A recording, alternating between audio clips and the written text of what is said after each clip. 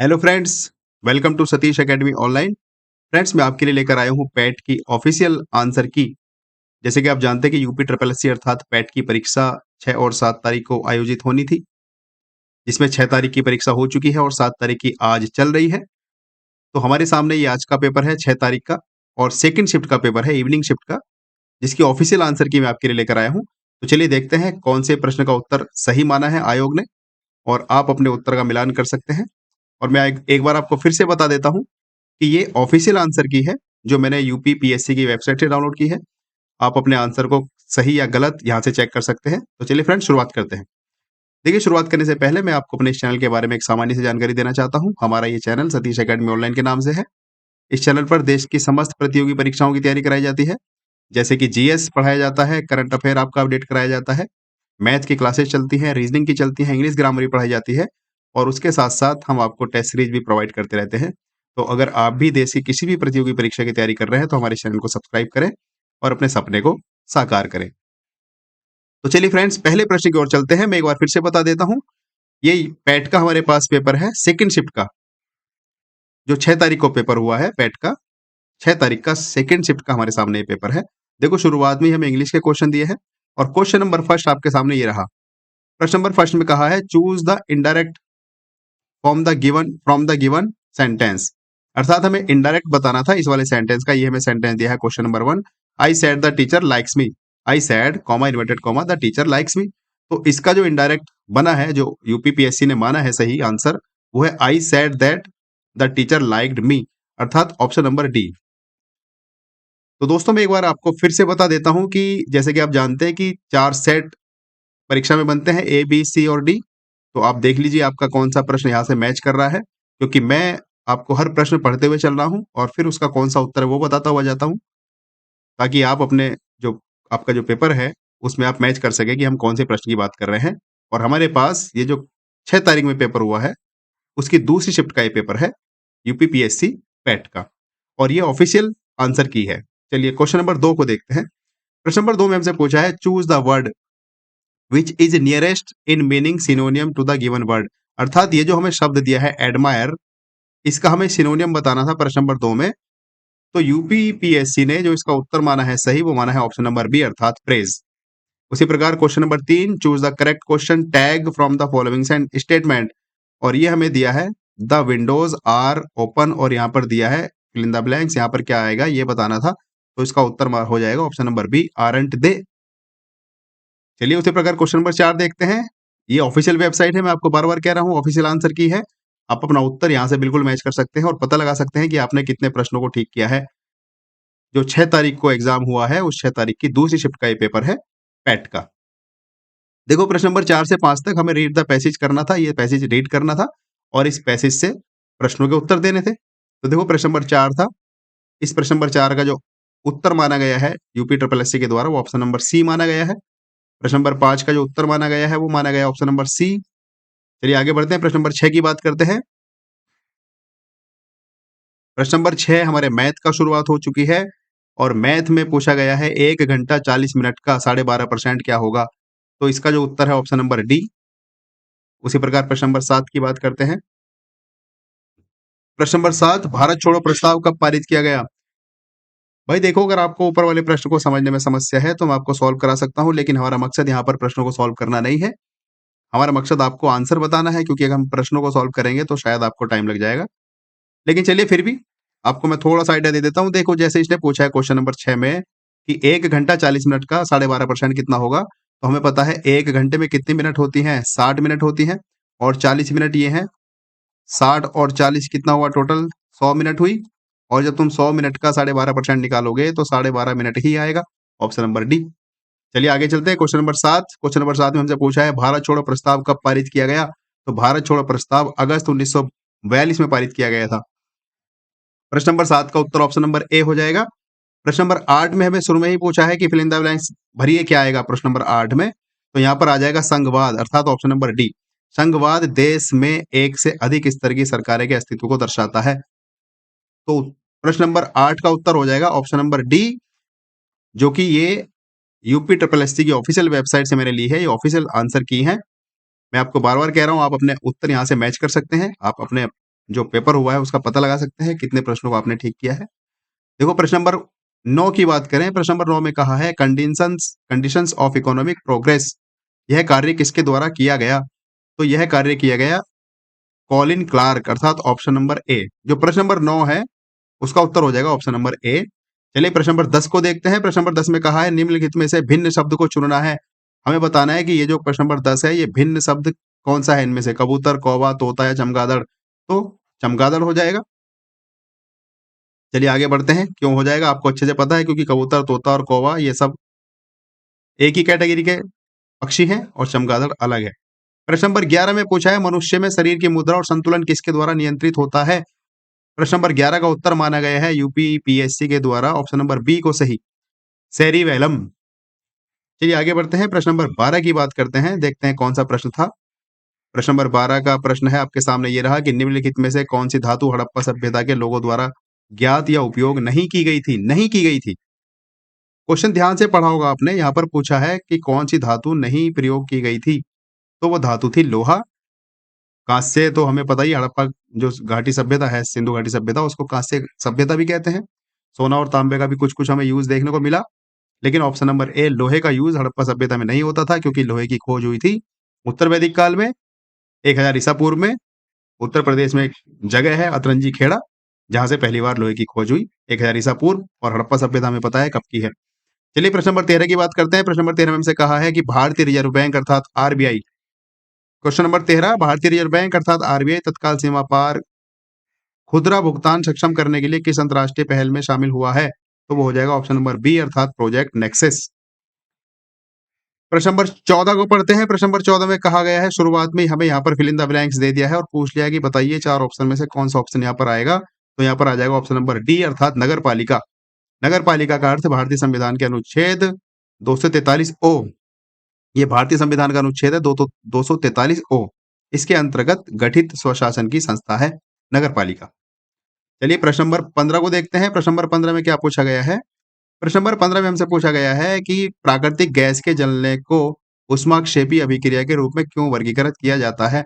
ये प्रश्न नंबर 15 है, और इसका उत्तर जो यूपी ट्रिपल एससी ने सही माना है वो माना है क्योंकि इस अभिक्रिया में ऊष्मा उत्पन्न होती है। चलिए फ्रेंड्स प्रश्न नंबर 16 की बात करते हैं। प्रश्न नंबर 16 में पूछा गया था भारत के ग्रैंड ओल्ड मैन के रूप में किसे जाना जाता है? तो भारत के ग्रैंड ओल्ड मैन माने गए हैं दादा भाई नौरोजी। ऐतिहासिक रूप से बहुत ही फेमस पर्सनैलिटी है, इन्होंने बहुत बड़े-बड़े काम किए। चलिए आगे चलते हैं क्वेश्चन नंबर 17 की ओर। क्वेश्चन नंबर 17 को देखते हैं क्या है।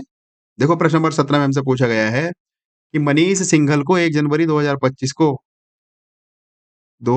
को यहाँ पे हमें फिर फिल इन द ब्लैंक्स दे दिया, इसमें आ जाएगा ऑप्शन नंबर ए अर्थात associated chambers of commerce and industry of India, इसका महासचिव नियुक्त किया गया। किसको? मनीष सिंघल को। तो इसका उत्तर हो जाएगा ऑप्शन नंबर ए। प्रश्न नंबर 17 का उत्तर हो जाएगा ऑप्शन नंबर ए। चलिए प्रश्न नंबर 18 देखते हैं। प्रश्न नंबर 18 में कहा है भारत में विकास का एलपीजी मॉडल। एलपीजी मतलब यहाँ पर क्या है? एलपीजी गैस मत समझ लेना इसको। एलपीजी मतलब लिबरलाइजेशन, प्राइवेटाइजेशन, ग्लोबलाइजेशन, जिसको उदारीकरण बोलते हैं। ये कब किया गया? 1991 में किया गया, ऑप्शन नंबर सी। जो प्रश्न नंबर 18 है उसका उत्तर हो जाएगा ऑप्शन नंबर सी अर्थात 1991 में हमारे देश में आमूलचूल परिवर्तन किया गया अर्थव्यवस्था के क्षेत्र में, जिसको उदारीकरण कहा गया। इसको शॉर्ट में बोल देते हैं एलपीजी अर्थात लिबरलाइजेशन, प्राइवेटाइजेशन और ग्लोबलाइजेशन। चलिए मतलब उदारीकरण, निजीकरण और वैश्वीकरण। तो ये कब किया गया? ये किया गया 1991 में। चलिए प्रश्न नंबर बात करते हैं 19 की। प्रश्न नंबर 19 हमसे पूछता है कि बताइए अमित की आयु सुमित के समान है क्योंकि वे यहाँ पर थोड़ा सा फ्रेंड्स ये कटा हुआ है। चलिए हमें तो उत्तर मैच करना है। प्रश्न नंबर 19 आप देख लीजिए, अमित की आयु से संबंधित है और यहाँ पर इसका उत्तर हो जाएगा ऑप्शन नंबर बी। चलिए प्रश्न नंबर 20 की ओर चलते हैं। प्रश्न नंबर 20 में हमसे कहा है कि केवलादेव राष्ट्रीय उद्यान भारत के किस राज्य में स्थित है? केवलादेव राष्ट्रीय उद्यान भारत के किस राज्य में स्थित है? तो यह है राजस्थान में। चलिए प्रश्न नंबर 21 की बात करते हैं। प्रश्न नंबर 21 को देखते हैं क्या पूछा है। प्रश्न नंबर 21 से लेकर 25 से हमें एक चार्ट दिया है, ग्राफ। जैसे कि आप जानते हैं कि हमने आपको एक पेपर कराया था जिसका नाम था असली पेपर के जैसा फ्री टेस्ट। तो उस फ्री टेस्ट में हमने आपको एक ऐसा ही बिल्कुल ग्राफ दिया था। तो यहाँ से हमसे पूछा गया है 21 से लेकर 25 तक इस ग्राफ के आधार पर प्रश्नों का उत्तर देने हैं। तो आप ये ग्राफ देख लीजिए, हम इस ग्राफ की बात कर रहे हैं जो कि आपका 6 तारीख का पेपर है, शिफ्ट 2 दूसरी शिफ्ट का पेपर है। तो इस ग्राफ के आधार पर जो 21वां प्रश्न पूछा गया है, सभी दुकानों में गाजर और मूली की मात्रा में क्या अंतर है? तो इसका उत्तर हो जाएगा ऑप्शन नंबर सी। चलिए उसी प्रकार क्वेश्चन नंबर 22 को देखते हैं। प्रश्न 22 का क्या उत्तर होगा? प्रश्न नंबर 22 में पूछा गया है कि बी और डी में बेचे गए गाजर की मात्रा में ई में बेची गई सब्जियों की कुल मात्रा का कितना प्रतिशत है? तो इसका उत्तर हो जाएगा 87.8%। प्रश्न नंबर 23 एफ में बेचे गए मूली की मात्रा ए और सी और डी में बेचे गए मूली की मात्रा से आप क्वेश्चन को समझ जाना क्या है, इसका उत्तर हो जाएगा ऑप्शन नंबर बी।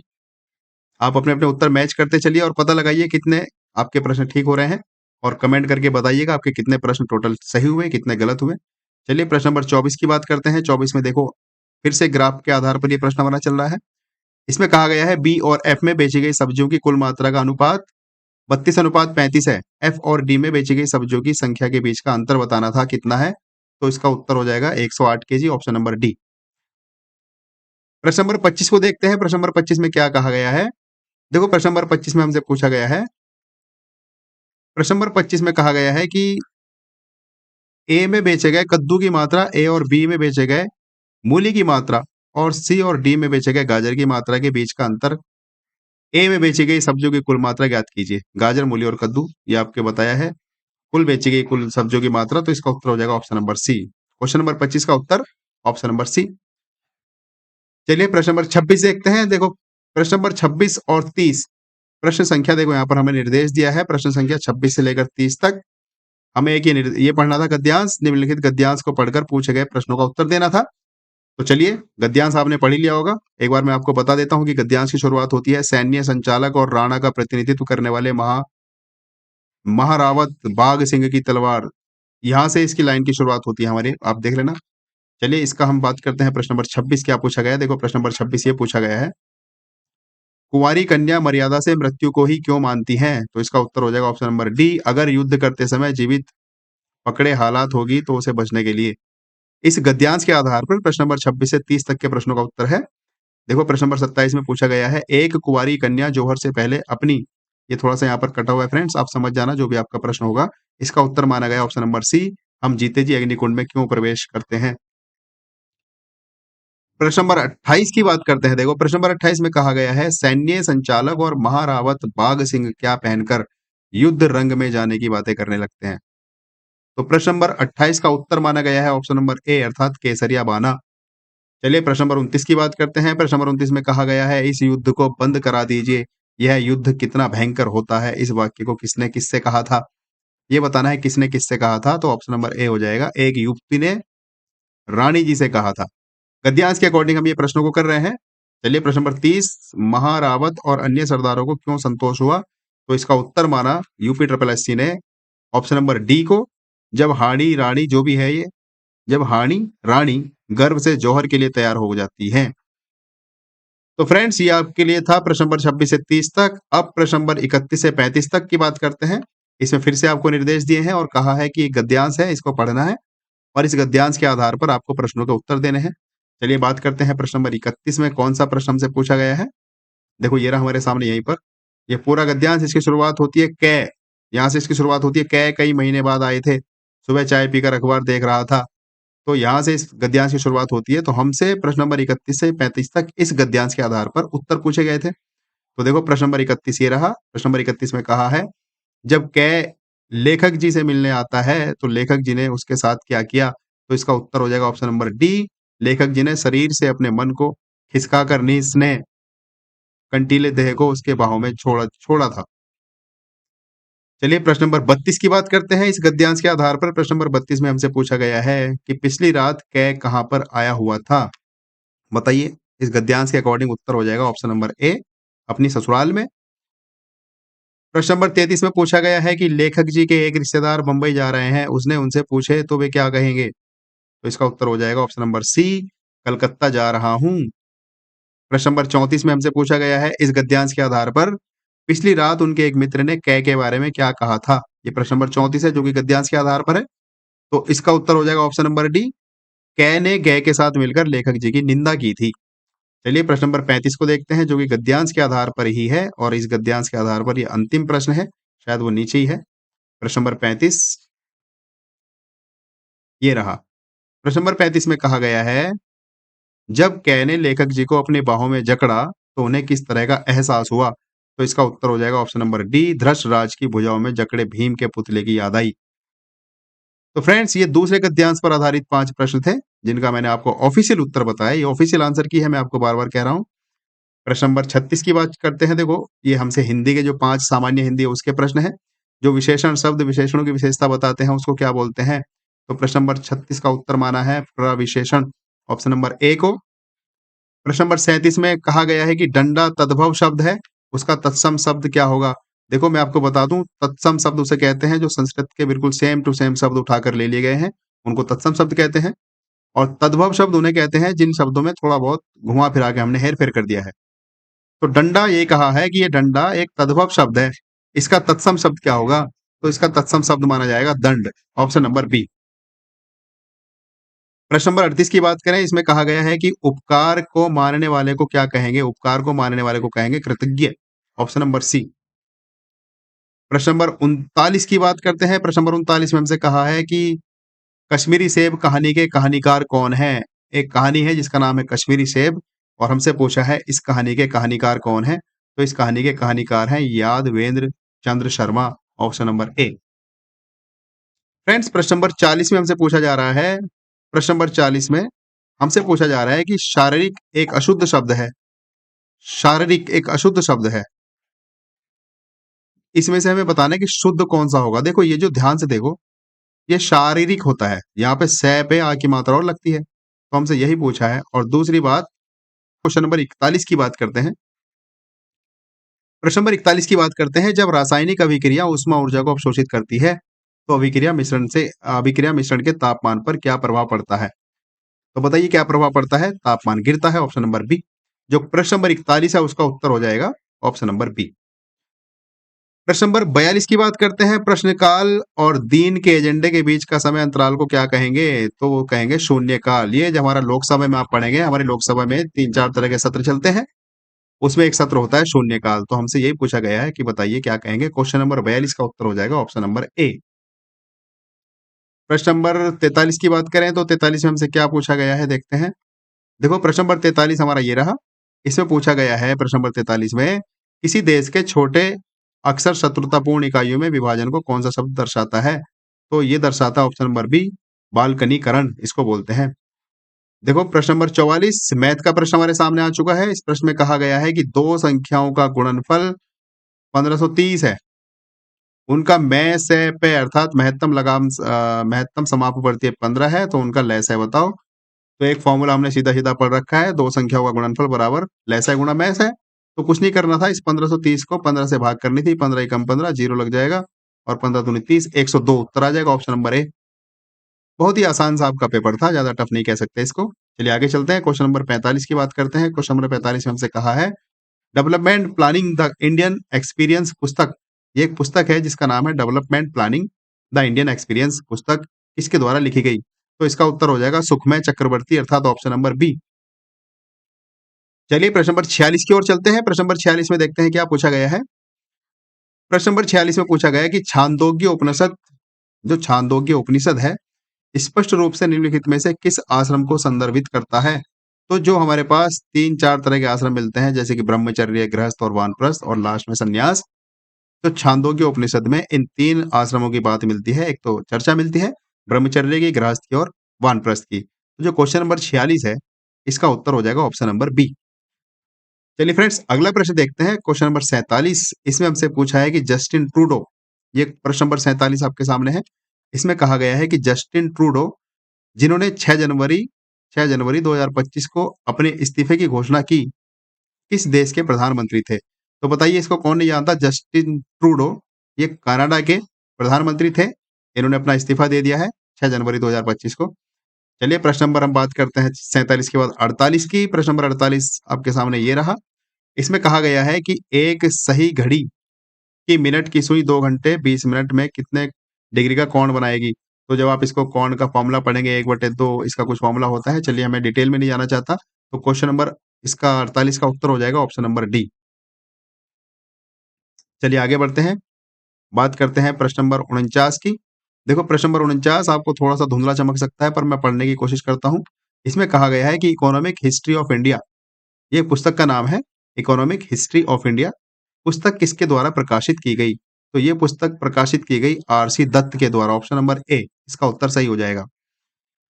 प्रश्न नंबर 50 में कहा गया है कि 2 एम्पीयर विद्युत धारा प्रवाहित करने वाले तार के, क्वेश्चन नंबर 50, 2 एम्पीयर विद्युत धारा प्रवाहित करने वाले तार के 2 बिंदुओं के बीच विभवांतर 0.1 वोल्ट है। इन बिंदुओं के बीच प्रतिरोध क्या होगा? तो उत्तर हो जाएगा ऑप्शन नंबर बी, 0.05 ओम।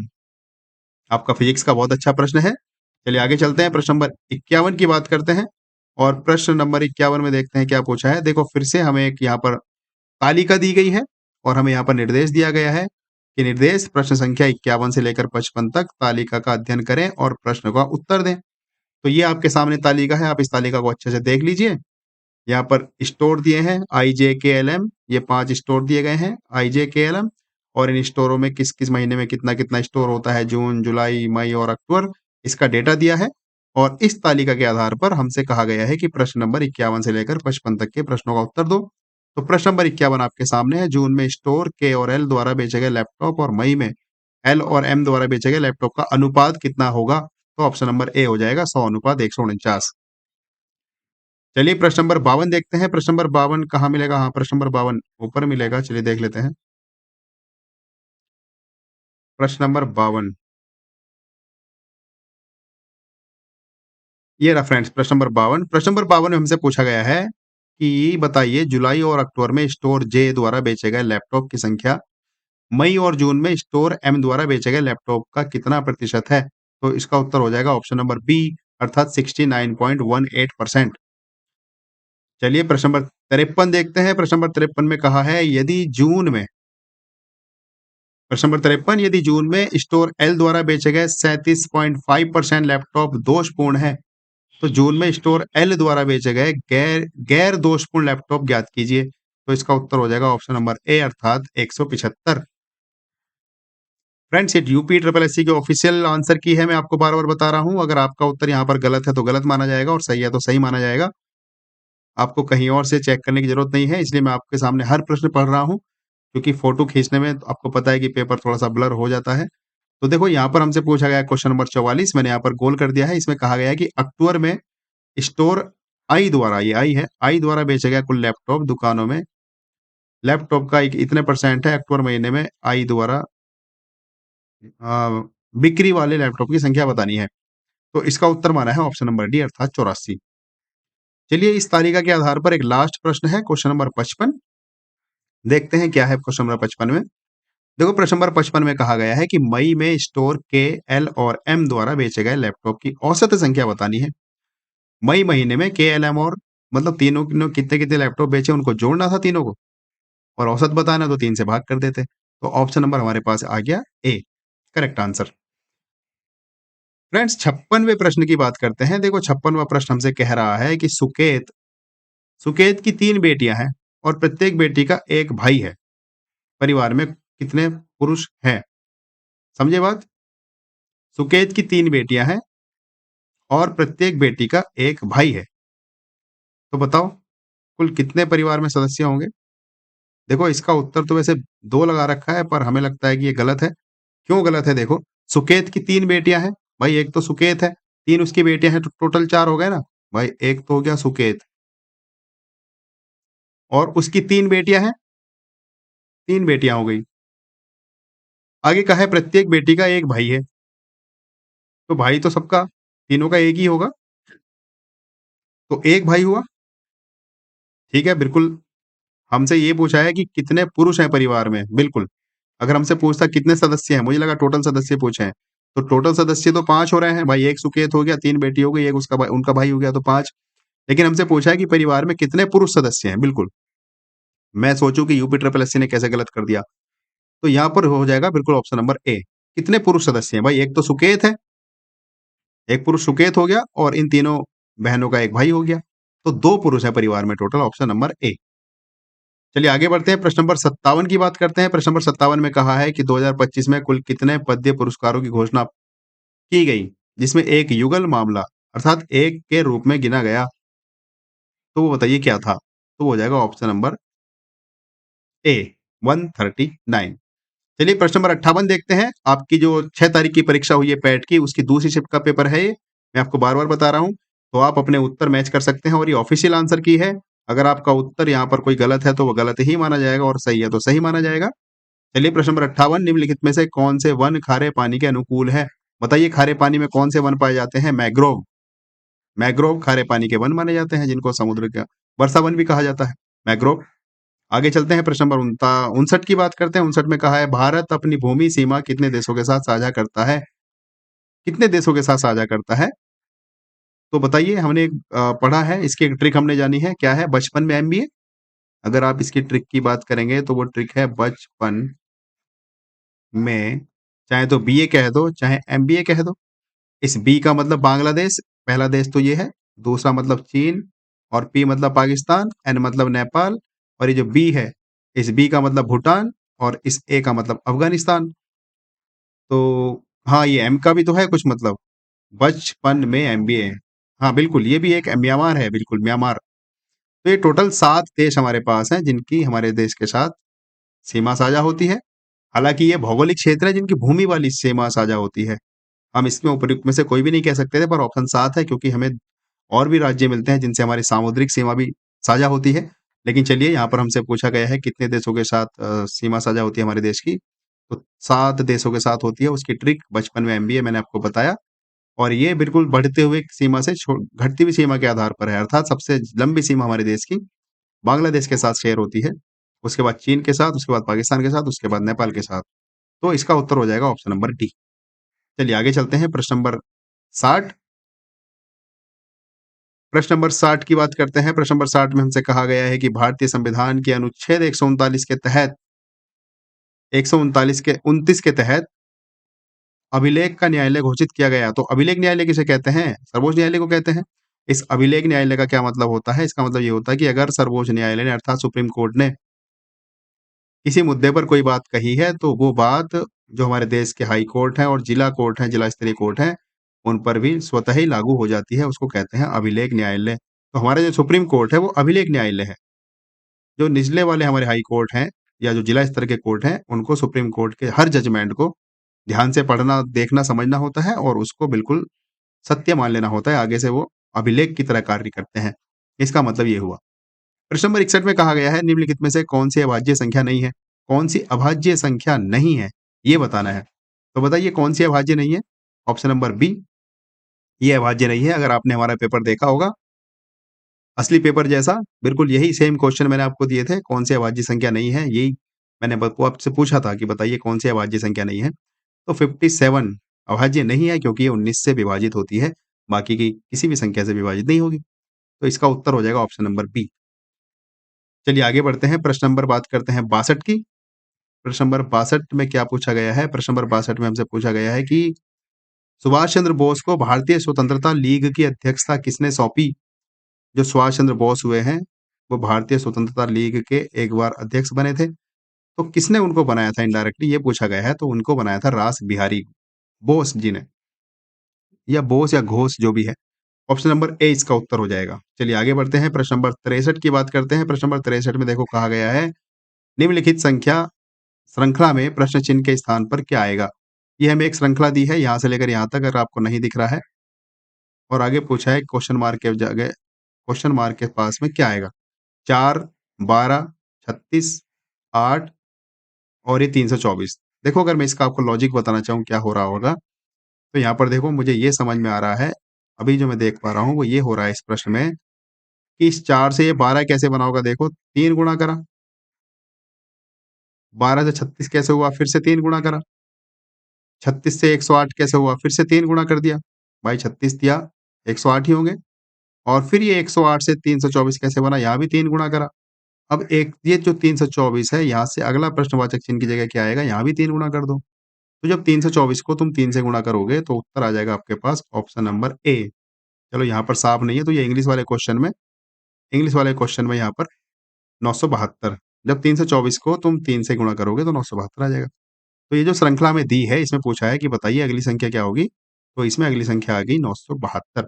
मैंने आपको लॉजिक बताया कैसे आई। चलिए आगे चलते हैं, प्रश्न नंबर 64 की बात करते हैं। प्रश्न नंबर 64 में हमसे पूछा गया है कि भारत में उपभोक्ता संरक्षण अधिनियम किस वर्ष पारित हुआ था?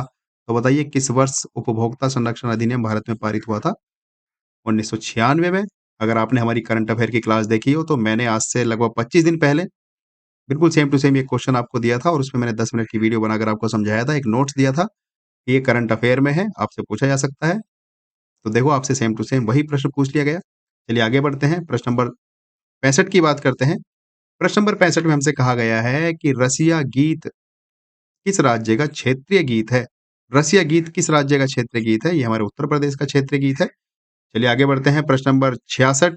प्रश्न नंबर 66 में कहा गया है कि 26 दिसंबर 2024 को प्रश्न नंबर 66 में कहा है 26 दिसंबर 2024 को किस देश ने बायरक्टर अंकिसी ड्रोन से सुपरसोनिक मिसाइल जिसका नाम है यूएवी 122 का सफल परीक्षण किया? तो ये किया तुर्की ने, ऑप्शन नंबर सी।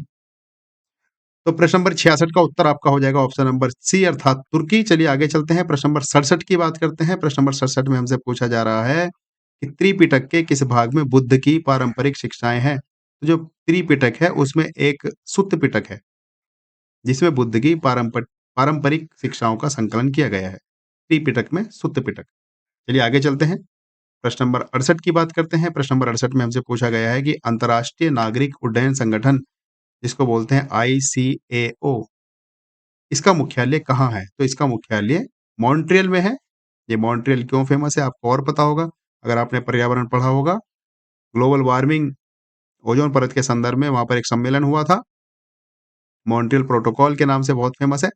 चलिए आगे बढ़ते हैं, प्रश्न नंबर 69 की बात करते हैं। इसमें कहा है विभवांतर मापने के लिए किस उपकरण का उपयोग किया जाता है? तो विभवांतर मापने के लिए ऑप्शन नंबर डी अर्थात वोल्टमीटर का प्रयोग किया जाता है। प्रश्न नंबर 70 में पूछा गया है कि अभ्यास साइक्लोन 2025 भारत और किस देश के बीच आयोजित किया जा रहा है?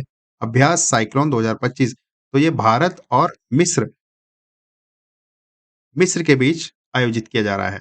चलिए प्रश्न नंबर 71 देखते हैं। प्रश्न नंबर 71 में क्या पूछा गया? प्रश्न नंबर 71 में आपसे पूछा गया था कि धन विधेयक के संबंध में निम्नलिखित में से कौन-सा कथन सत्य है? तो देखो इसे केवल लोकसभा में पेश किया जा सकता है। धन विधेयक का ये रूल है, इसको लोकसभा में ही शुरुआत में पेश किया जाता है, प्रस्तुत किया जाता है लोकसभा में। राज्यसभा से इसको शुरू नहीं किया जा सकता। चलिए आगे चलते हैं। प्रश्न नंबर 72 प्रश्न नंबर 72 में हमसे कहा गया है कि रेगिस्तानी रेगिस्तानी पौधों में निम्नलिखित में से कौन-सा अनुकूलन सामान्य है? तो बताइए रेगिस्तानी पौधों में क्या मुख्य बात होती है? जल भंडारण के लिए इनके जो तने होते हैं वो मोटे होते हैं, ऑप्शन नंबर बी।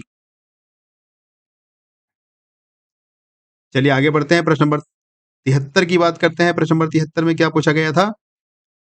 प्रश्न नंबर 73 में पूछा गया था कि भारत ने 1983 क्रिकेट विश्व कप फाइनल में किस टीम को हराया था? 1983 में क्रिकेट विश्व कप फाइनल में किस टीम को हराया था भारत ने? देखो कितना पुराना क्वेश्चन आपसे पूछा गया।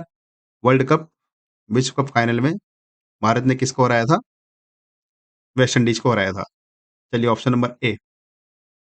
आगे बढ़ते हैं, प्रश्न नंबर 74 की बात करते हैं। हमारे प्रश्न नंबर 74 ये रहा, यदि आप किसी संख्या से 1/2 घटाते हैं और परिणाम को 1/2 से गुणा करते हैं, तो आपको 1/b मिलता है।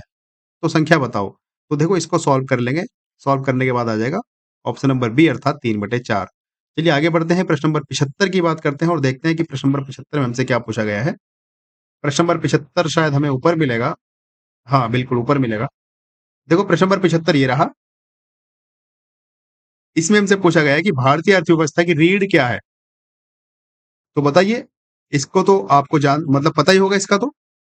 जो भारतीय अर्थव्यवस्था है उसकी रीढ़ कृषि है। आज भी भारत कृषि प्रधान देश है। लगभग हमारे देश में 66% लोग आज भी सीधे मतलब डायरेक्टली या इनडायरेक्टली कृषि से जुड़े हुए हैं। चलिए प्रश्न नंबर 76 की बात करते हैं। प्रश्न नंबर 76 में हमसे पूछा गया है कि क्यूबा की राजधानी क्या है? एक देश है जिसका नाम है क्यूबा, उसकी राजधानी है ऑप्शन नंबर सी हवाना। चलिए प्रश्न नंबर 77 इसमें पूछा गया है कि 23वें तीर्थंकर पार्श्वनाथ से जुड़ा प्रतीक क्या है? तो 23वें तीर्थंकर पार्श्वनाथ जो कि जैन धर्म से संबंधित है, इनसे जुड़ा हुआ प्रतीक किसको माना गया है? तो इसका उत्तर हो जाएगा ऑप्शन नंबर बी अर्थात सांप को माना गया है। चलिए प्रश्न नंबर 78 की बात करते हैं। प्रश्न नंबर 78 में हमसे पूछा जा रहा है, निम्नलिखित में से किसे 2024 में पैरा तैराकी के लिए अर्जुन पुरस्कार मिला? पैरा तैराकी के लिए अर्जुन पुरस्कार मिला, तो मिला ऑप्शन नंबर सी अर्थात मुरलीकांत राजाराम पेटकर को। प्रश्न नंबर 79 की बात करते हैं। प्रश्न नंबर 79 में पूछा गया है कि भारत द्वारा अंतर्राष्ट्रीय बिग कैट अलायंस, जिसको शॉर्ट में बोलते हैं आईबीसीए, भारत द्वारा बिग कैट अलायंस आईबीसीए कब शुरू किया गया? तो ये शुरू किया गया 9 अप्रैल 2023 को। चलिए प्रश्न नंबर 80 की बात करते हैं। प्रश्न नंबर 80 में हमसे क्या पूछा गया है? देखो प्रश्न नंबर 80 में पूछा गया है कि फॉरवर्ड ब्लॉक की स्थापना किसने की? तो फॉरवर्ड ब्लॉक की स्थापना की नेताजी सुभाष चंद्र बोस। चलिए आगे बढ़ते हैं। प्रश्न नंबर 81 की बात करते हैं। 81 में क्या पूछा गया है? देखो प्रश्न नंबर 81 से लेकर 85 तक हमें निर्देश दिए गए हैं और एक तालिका दी गई है प्रश्न नंबर 81 से 85 तक, और इस तालिका के आधार पर हमसे कुछ प्रश्न पूछे गए थे। तो देखते हैं क्या प्रश्न होंगे। आप एक बार ये तालिका देख लीजिए और अपने उत्तर को मिलान कर लीजिए। हम यहाँ पर बस आंसर चेक कर रहे हैं कि क्या उत्तर हो जाएगा। तो प्रश्न नंबर 81 का जो उत्तर हो जाएगा इस तालिका के आधार पर, प्रश्न में कहा गया है कि जून में पी द्वारा लिखे गए पृष्ठों का प्रतिशत ओ की तुलना में समान महीने में कितना अधिक है? तो 81 का उत्तर जो माना है सही यूपी ट्रिपल एससी ने, वो है ऑप्शन नंबर डी। चलिए प्रश्न नंबर 42 की बात करते हैं। 82 की, इसमें कहा गया है जुलाई में ओ द्वारा लिखे गए कुल पृष्ठों का 28.57% हिंदी में, ये ओ या क्यू जो भी है आप देख लीजिए, इसका उत्तर हो जाएगा ऑप्शन नंबर ए। प्रश्न नंबर 83 की बात करते हैं। प्रश्न नंबर 83 जो कि इस तालिका के आधार पर है, देखो एक बार प्रश्न आप पढ़ लीजिए। प्रश्न ये रहा, मई में पी और क्यू या ओ जो भी है ये, इसका उत्तर हो जाएगा ऑप्शन नंबर सी। उसी प्रकार हम प्रश्न नंबर 84 की बात करते हैं। प्रश्न नंबर 84 में कहा है कि सभी महीने में, ये रहा प्रश्न नंबर 84, सभी महीनों में पी द्वारा लिखे गए औसत पृष्ठ कितने हैं? तो इसका उत्तर हो जाएगा ऑप्शन नंबर बी अर्थात 300। प्रश्न नंबर 85 की बात करते हैं। प्रश्न नंबर 85 आपके सामने ये रहा। इसमें पूछा गया है कि मई और जून में पी द्वारा लिखे गए कुल पृष्ठ। प्रश्न नंबर 85, मई और जून में पी द्वारा लिखे गए कुल पृष्ठ मई और अगस्त में ओ या क्यू द्वारा लिखे गए कुल पृष्ठों का लगभग कितना प्रतिशत है? तो इसका उत्तर हो जाएगा ऑप्शन नंबर सी 80% है। चलिए फ्रेंड्स आगे बढ़ते हैं। प्रश्न नंबर 86 की बात करते हैं। प्रश्न नंबर 86 में हमसे कहा गया है कि राष्ट्रीय अनुसंधान एवं विकास संगठन, इसको बोलते हैं डीआरडीओ, रक्षा, सॉरी राष्ट्रीय बोल दिया मैंने, रक्षा अनुसंधान एवं विकास संगठन, इसकी स्थापना किस वर्ष हुई थी? तो इसकी स्थापना हुई थी 1958 में, अर्थात ऑप्शन नंबर बी सही हो जाएगा। चलिए बात करते हैं प्रश्न नंबर 87 की। प्रश्न नंबर 87 में हमसे कहा है कि 290 किस दो लगातार पूर्णांकों के बीच की स्थिति है? Under root 290। तो बहुत ही आसान सा प्रश्न है। अगर आपको 17 का वर्ग पता हो, 18 का वर्ग पता हो, इन दोनों के बीच में कहीं पर आएगा, तो ऑप्शन नंबर सी हो जाएगा। अगर आपने हमारी मैथ की क्लास पढ़ी हो, मैंने उसमें आपको बताया था संख्या पद्धति में कि किस-किस के बीच में होगा और उसकी मैंने आपको शॉर्ट ट्रिक बताई थी। चलिए आगे बढ़ते हैं। उसी ट्रिक पर ये बिल्कुल डायरेक्ट प्रश्न पूछा गया कि रूट 290 इन दोनों में से मतलब जो ऑप्शन दिए हैं किन-किन संख्याओं के बीच में इसका उत्तर होगा? तो उत्तर हो जाएगा ऑप्शन नंबर सी। चलिए आगे बढ़ते हैं। प्रश्न नंबर 88 की बात करते हैं। प्रश्न नंबर 88 में हमसे कहा गया है तिब्बत में ब्रह्मपुत्र नदी को क्या कहा जाता है? ये बताना है। तो जो तिब्बत है उसमें ब्रह्मपुत्र नदी को कहा जाता है सागपी, अदत्त सागपी, ऑप्शन नंबर ए। प्रश्न नंबर 89 में कहा है भारत का पहला विदेशी जन औषधीय केंद्र किस देश में शुरू हुआ? भारत का पहला विदेशी जन औषधीय केंद्र ये हुआ मॉरिशस में शुरू, ऑप्शन नंबर बी इसका सही हो जाएगा। प्रश्न नंबर 90 की बात करते हैं। इसमें कहा है भारतीय संविधान के अनुच्छेद 57 के अनुसार कोई व्यक्ति, क्वेश्चन नंबर 90, तो इसका हो जाएगा उत्तर नंबर सी अर्थात कोई व्यक्ति जो राष्ट्रपति के रूप में पद धारण करता है या जिसने पद धारण किया है इस संविधान के अन्य प्रावधानों के अधीन उस पद पर पुनः चुनाव के लिए पात्र होगा। कौन से अनुच्छेद के तहत? अनुच्छेद 57 के तहत। तो इसमें हमारा उत्तर हो जाएगा ऑप्शन नंबर सी राष्ट्रपति।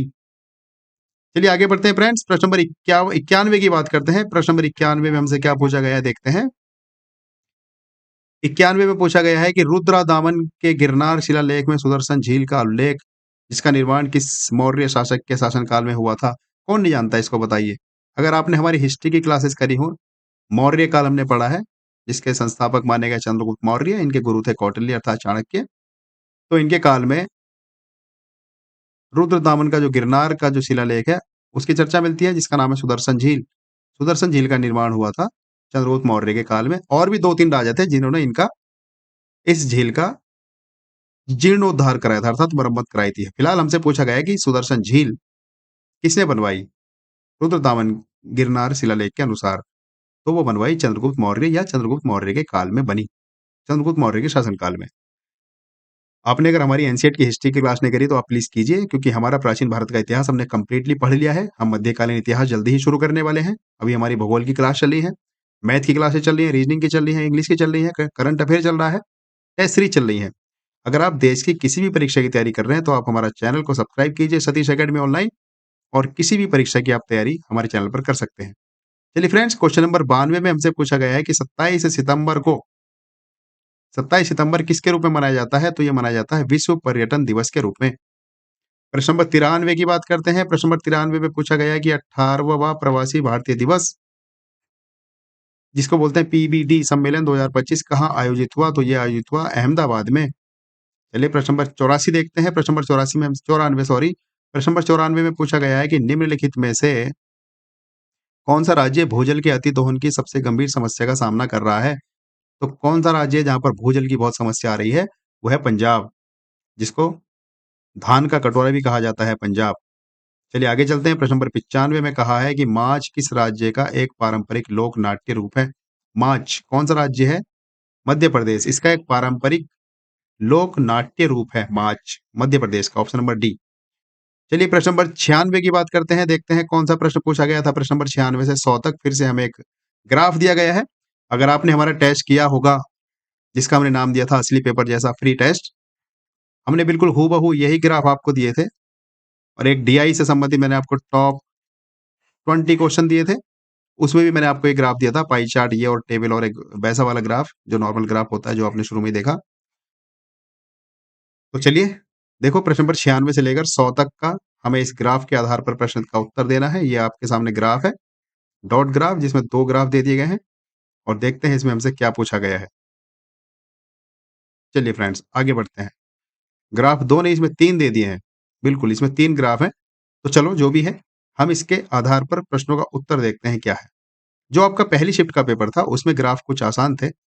इस वाली शिफ्ट में कुछ थोड़ी-सी कैलकुलेशन आपको इसमें टफ लगेगी ज़रूर। तो क्वेश्चन नंबर 96 ये रहा हमारे पास। क्वेश्चन नंबर 96 में हमसे कहा है, दुकान ए और बी द्वारा बेचे गए जेल पेन, जिसको बोलते हैं जेल, इसको देखो जेल लिख दिया, जेल। जेल पेन की कुल संख्या दुकान बी द्वारा बेचे गए बॉल पॉइंट पेन की कुल संख्या कितना प्रतिशत है? तो इसका उत्तर हो जाएगा ऑप्शन नंबर सी, अर्थात 120%। उसी प्रकार फ्रेंड्स बात करते हैं क्वेश्चन नंबर 97 की। क्वेश्चन नंबर 97 आपके सामने ये रहा। क्वेश्चन नंबर 97 में कहा गया है कि दुकान एफ द्वारा बेचे गए कुल पेन से 40% पेन फाउंटेन पेन है, यदि दुकान डी द्वारा बेचे गए फाउंटेन पेन की संख्या का दुकान एफ से अनुपात इतना है, तो एफ द्वारा बेचे गए पेन की कुल संख्या कितनी होगी? ऑप्शन नंबर बी, अर्थात 600। चलिए प्रश्न नंबर 98 का उत्तर देखते हैं। प्रश्न नंबर 98 का उत्तर है, दुकान ए के द्वारा बेचे गए बॉल पॉइंट और फाउंटेन पेन की कुल संख्या और दुकान डी द्वारा बेचे गए बॉल पॉइंट पेन और कुल संख्या के बीच का अंतर कितना होगा? तो वो होगा 230, अर्थात ऑप्शन नंबर ए। चलिए हमारा सेकंड लास्ट क्वेश्चन, अर्थात 99। इसमें कहा है, यदि दुकान ई द्वारा बेचे गए बॉल पॉइंट जेल और फाउंटेन पेन की कुल संख्या दुकान सी की तुलना में 33.33% कम है, और दुकान सी द्वारा बेचे गए फाउंटेन पेन की संख्या दुकान ई से अनुपात में इतना 7:5 है, तो दुकान ई द्वारा बेचे गए बॉल पॉइंट और जेल में पेन की कुल संख्या ज्ञात कीजिए। तो इसका उत्तर हो जाएगा ऑप्शन नंबर डी, अर्थात 320। चलिए फ्रेंड्स आगे बढ़ते हैं। प्रश्न नंबर लास्ट 100वां प्रश्न हमारे सामने है, और ये हमारे सामने जो 100वां प्रश्न है ये भी ग्राफ के आधार पर जो हमें दिया है। इसमें प्रश्न में पूछा गया है कि दुकान ए द्वारा बेचे गए बॉल पॉइंट पेन कुल संख्या ए और बी द्वारा बेचे गए फाउंटेन पेन की संख्या का अनुपात ज्ञात करना है। तो इसका उत्तर हो जाएगा ऑप्शन नंबर बी, अर्थात 1:4। तो फ्रेंड्स ये आपका 6 तारीख को जो परीक्षा हुई है पैट की, उसकी शिफ्ट 2 का, दूसरी शिफ्ट का ये पेपर था, जिसकी मैंने ऑफिशियल आंसर की आपको दी। तो चलिए फिर मिलता हूँ तीसरी शिफ्ट के ऑफिशियल आंसर की के साथ। तो अगर आप हमारे इस चैनल को सब्सक्राइब नहीं किया, अभी तक नहीं किया है आपने, तो प्लीज़ सब्सक्राइब कीजिए। यहाँ पर हम देश की प्रतियोगी परीक्षाओं की तैयारी कराते हैं, जहाँ पर आपको GS, current affair, math, reasoning और इंग्लिश ग्रामर की क्लासेस मिलती हैं, और साथ ही साथ आपको टेस्ट सीरीज दी जाती है। तो प्लीज़ आप हमारे चैनल को अभी सब्सक्राइब कीजिए। चलिए फ्रेंड्स, इसी अपील के साथ मैं आपसे विदाई लेता हूँ। Take care, bye bye.